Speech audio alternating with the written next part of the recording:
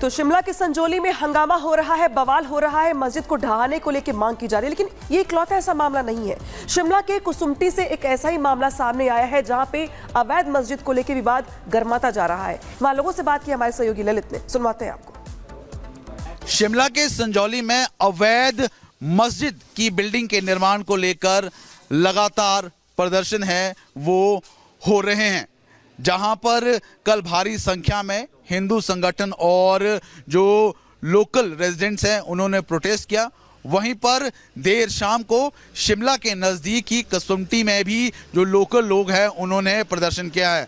यहां पर भी आरोप यही है कि यहां पर भी इलीगल तरीके से बिल्डिंग का निर्माण किया जा रहा है, जहां पर शरारती जो लोग हैं वो यहां पर अनरेस्ट कर रहे हैं। सबसे पहले आपको तस्वीरें दिखा दें, ये वही बिल्डिंग है जिसको बताया जा रहा है कि अवैध तरीके से इसका जो निर्माण है वो किया जा रहा है। और यहाँ पर शुक्रवार के दिन काफ़ी जो शरारती लोग हैं वो यहाँ पर आते हैं, जिसकी वजह से बाज़ार और जो लोकल यहाँ के रेजिडेंट्स हैं उन्हें दिक्कत और परेशानियाँ हो रही है। फिलहाल इस मामले को लेकर कल जब प्रदर्शन किया गया उसके बाद एक ज्ञापन है वो एसडीएम कुसुम्पटी को दिया गया है जांच के लिए कि ये बिल्डिंग क्या है, इलीगल तरीके से बन रही है या फिर इसके क्या कागजात है। तमाम चीज़ों को लेकर है जो कागज़ की जांच पड़ताल है वो की जा रही है। कुछ लोकल रेजिडेंट्स इस वक्त हमारे तो उन्हीं से बात कर लेते हैं। ये मामला क्या है और यहाँ पर क्यों कल प्रदर्शन किया गया? ये एक विवादग्रस्त प्रॉपर्टी थी। वक्फ बोर्ड ने जो है मुमताज़ बेगम के नाम से ये लीज पे दी थी। अब ये पता नहीं कि इसमें मालिकाना हक वक्फ बोर्ड का है क्या कि हिमाचल सरकार का, जिस तरह से संजौली वाली मस्जिद का भी आ रहा है कि हिमाचल कब्जा जो है वक्फ बोर्ड का है और मालिक हिमाचल सरकार है। उस के बाद यहाँ पे अवैध रूप से बाहरी लोगों की गतिविधियाँ जो शुरू हो गई और बाजार में न्यू सेंस क्रिएट होना शुरू हो गया। बाजार के बीच में एक डर का माहौल बैठा रहता है कि कोई अगर अराजक तत्व बाजार में आके कोई गलत गतिविधि कर जाएगा तो हमारा क्या होगा। और सबसे बड़ी समस्या ये है कि जहाँ पे कोई मुस्लिम परिवार है ही नहीं वहाँ पे मस्जिद की ज़रूरत क्यों? सबसे बड़ा प्रश्न तो ये ही उठता है, क्योंकि वक्फ बोर्ड एक्ट भी ये कहता है कि जहाँ पे लोकल अगर 40 से अधिक परिवार रहते हैं वहाँ पे मस्जिद बनाई जा सकती है, परंतु यहाँ पे एक भी लोकल मुस्लिम परिवार यहाँ पे नहीं है। फिर मस्जिद की आवश्यकता यहाँ पे क्यों? और सहारनपुर के आने वाले चंद लोगों के बाद ही यहाँ पे मस्जिद की जो आवश्यकता ही क्यों पड़ी, जबकि ऑलरेडी यहाँ से 1.5 किलोमीटर दूर छोटा शिमला बाजार के बीच में एक पुरानी मस्जिद बनी है, जहाँ पे हमारे कश्मीर के रहने वाले जो भी लोग यहाँ पे रहते थे वो वहाँ पे नमाज अदा करना जाते हैं। और इस वक्त हमारी सहयोगी कोमल सीधे ग्राउंड से हमारे साथ में जुड़ चुकी हैं। कोमल, क्या अपडेट है अभी जिस तरीके से लगातार विवाद बढ़ता जा रहा है और यहाँ सीधे तौर पर प्रदर्शन भी हो रहे हैं कि रोहिंग्या जिस तरीके से अवैध रूप से उनकी तादाद बढ़ती जा रही है, क्या अपडेट है? बिल्कुल, देखिए तादाद की बात करें तो तादाद में जो इजाफा हुआ है, लेकिन इस बीच बात करें तो यहाँ पे अगर हम तादाद की बात करें, चूंकि यहाँ पे हमेशा मस्जिद में जुम्मे के दिन यहाँ पे नमाज की अदायगी होती थी, लेकिन इमाम साहब है, हम इनसे ही बात करेंगे कि देखिए आज यहाँ पे जुम्मे की नमाज की अदायगी हुई है, भारी सिक्योरिटी के बीच हुई है। हाँ जी, नमाज अदा हुई है माशाल्लाह। 20 से 30 लोग आए हैं। और अमूमन कितने लोग आते हैं? 400-500 लोग आते थे। 400-500 लोग, मतलब हमेशा जुम्मे की नमाज की अदायगी के लिए? कभी कम कभी ज़्यादा हो जाता था मगर आते थे लोग। अच्छा, इस इलाके की बात करें तो देखिए ये भी बात सामने आ रही है कि अचानक से जो डेमोग्राफी में काफ़ी ज़्यादा बदलाव देखने को मिल रहा है, संख्या बढ़ती चली जा रही है। आपसे भी कल बात करें तो आप कह रहे थे कि जो 4 फ्लोर बनाया गया ताकि जो लोग बाहर से आते हैं वो यहाँ पे आके रुके, उनके रहने के लिए थोड़ी सहूलियत। नहीं, रुकने के लिए नहीं कहा मैंने, मैं आपके चैनल से कहना चाहता हूँ यहाँ पर जो नमाज पढ़ने आते हैं लोग वो सेब खरीदार और मज़दूर जो हैं इधर उधर काम कर रहे हैं, कोई फड़ी वगैरह लगाते हैं, कोई कारपेंटर है, कोई पेंट का काम कर रहा है, जो मजदूर हैं अपने रोजी रोटी कमाने आते हैं। असल में क्या है, इस मस्जिद के बाद आरोप ये लग रहा है कि अचानक से यहाँ पे जो डेमोग्राफी में बदलाव आया है, संख्या तो बढ़ती चली जा रही है, पहले ये संख्या नहीं थी। आप कबूल करते हैं इस चीज़ को, संख्या बढ़ रही है? हाँ, ये तो है कि संख्या बढ़ रही है, इसमें तो कोई दोहराए वाली बात नहीं है। अगर प्यार मोहब्बत से रहे तो सब चलता है। आज से पहले ऐसी कभी नौबत नहीं आई है। जो मलियाना गांव में जो नीचे मसला हुआ खड़ा, हमारे एक भाई, ये जो संख्या में इजाफा हुआ है, ये भी कहा जाता है कि मतलब बांग्लादेश से भी कई लोग इधर आते हैं या और भी दूसरे राज्यों से भी यहाँ पे आ करके रहते हैं। ना, मुझे बांग्लादेश या रोहिंग्या से कोई वो नहीं है मुझे। हाँ, ये है कि बाहरी राज्यों के लोग यहाँ पर काफ़ी नमाज पढ़ने। अब जो पहले कितने लोग थे और अभी कितने तादाद में बढ़े हैं, संख्या कितनी बढ़ गई है पहले के मुकाबले अभी में? मुझे इतना ज़्यादा इल्म नहीं। जो नमाज पढ़ने आते हैं, असल में आजकल सेब खरीदार आए हुए हैं। चेरी से लेकर 8 महीने चेरी होगी, फिर उसके बाद दीगर जो हमारे स्ट्रॉन्ग फ्रूट होते हैं, पलम हो गया, यानी 7-8 महीने तो यही चलता है। तो सेब मंडी में आते हैं, यहाँ पर पराला हो गया, पराला से लेकर ढली मंडी तक, यानी 50 किलोमीटर के दायरे में इसके बाद मस्जिद नहीं है, तो इसलिए ज़्यादा भीड़ यहाँ।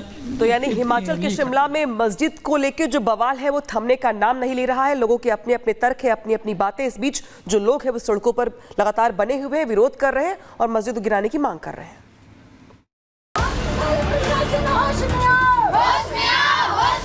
पहले तो मेरे पास कॉल आया, फिर गंदी गंदी वीडियो भेजने लगा व्हाट्सएप में, और वहाँ से बोला जा रहा है कि तुम्हारी कुछ न्यूड पिक्चर्स है मेरे पास, कुछ खराब वीडियोस हैं और मैं उनको लीक कर दूंगा। इसमें उनके द्वारा कंप्लेंट की गई है और इसमें FIR रजिस्टर करके और आगे कार्रवाई की जाएगी।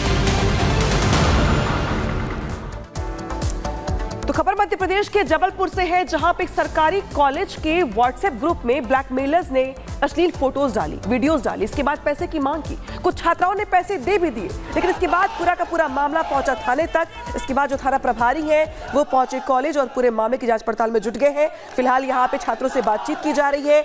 उस व्हाट्सएप ग्रुप को भी खंगाला जा रहा है जिस व्हाट्सएप ग्रुप में ब्लैकमेलर्स की ओर से अश्लील फोटोज और वीडियोज डाले गए थे। तमाम जो यहाँ पे खबरें निकल के सामने आ रही हैं कि आखिर कौन है वो शख्स, दिखाते इस रिपोर्ट में।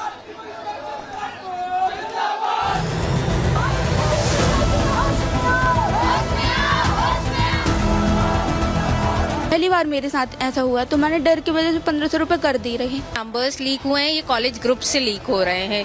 सरकारी गर्ल्स कॉलेज में ब्लैकमेलिंग का धंधा, वीडियो भेजकर कॉलेज गर्ल्स पर डाला जा रहा फंदा।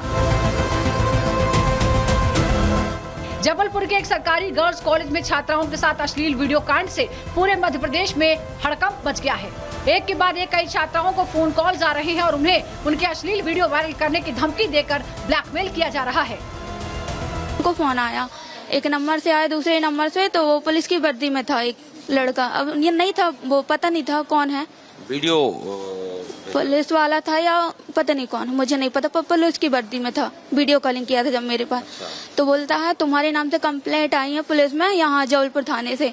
तो मैंने बोली पर क्या हुआ ये बताओ, मैंने बोली। तो बोलता है कि तुम्हारे नाम से कंप्लेंट आई है, तुम यहाँ जल्दी से जल्दी यहाँ आ जाना, नहीं तो पैसे कर दो करके।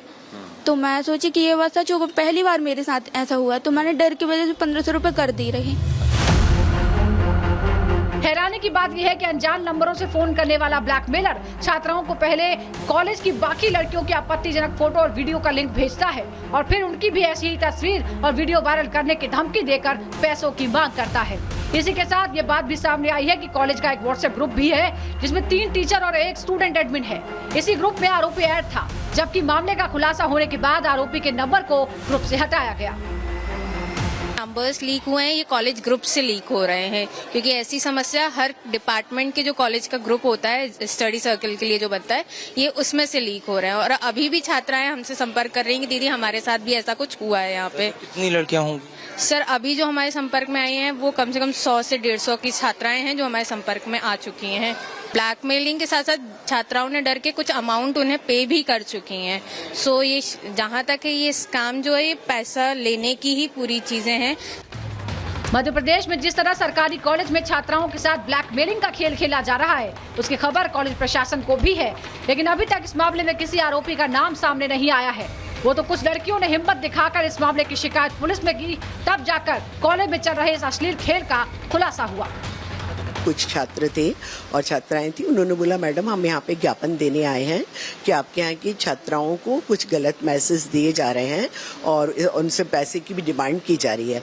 तो मैंने बोला कि आप मुझे दे दीजिएगा, और जब उन्होंने मुझे दे दिया तो उसके बाद फिर मैंने अपने कॉलेज से रिपोर्ट बनाई और मैं मदन महल थाना, महिला थाना, क्राइम ब्रांच, SP सारे जगह मैंने जाके रिपोर्ट दे दी। और उसके बाद जो लड़कियां सामने आई थी, जिन लोगों ने अपने मोबाइल नंबर भी बताए थे, वो भी उसमें नोट किया और सर के पास रिपोर्टिंग करके आ गई हूँ। उस पर कार्रवाई हो रही है। इस मामले में सबसे चौंकाने वाला खुलासा यह है कि कॉलेज की लड़कियों को ब्लैकमेल करने के लिए ज्यादातर व्हाट्सएप कॉल का इस्तेमाल किया गया। हालांकि छात्राओं की शिकायत पर केस दर्ज कर लिया गया है, लेकिन हैरानी की बात यह है कि ब्लैकमेलर्स छात्राओं को फोन करके उनके घर पुलिस भेजने की धमकी भी दे रहा है। आप लोगों के पास 3 ऑन रिकॉर्ड आया, लेकिन वहाँ बता रहे हैं 100 से ज्यादा लड़कियां जिनको ब्लैकमेल किया गया। अभी बच्चों से, क्योंकि कल शाम को लेट ज्ञापन मिला था, इन्फॉर्मेशन मिली थी, उसके बाद अब हम लोग वर्क कर रहे हैं। सभी बच्चे जो आज, क्योंकि सब डे स्कॉलर्स थे अधिकांश, तो अब सबसे बुला के पूछताछ करके आगे कार्रवाई। ये नंबर कितना हो सकता है, कितनी लड़कियां हैं जिनको ब्लैकमेल किया? इन्वेस्टिगेशन के बाद ही बताया जा सकता है। फिलहाल मिल रही जानकारी के मुताबिक ब्लैकमेलर्स अब तक करीब 70 से ज्यादा लड़कियों को टारगेट कर चुके हैं, जिसमें कुछ लड़कियों ने हिम्मत दिखाकर शिकायत दर्ज कराई है। फिलहाल जबलपुर पुलिस का साइबर सेल इस गैंग के किंगपिन तक पहुंचने की कोशिश में लगा है, लेकिन ये बात भी तय है कि अगर मामले का खुलासा जल्द न हुआ तो ये मामला आने वाले दिनों में सरकार की बड़ी मुसीबत बन सकता है। Bureau report, Republic Bharat.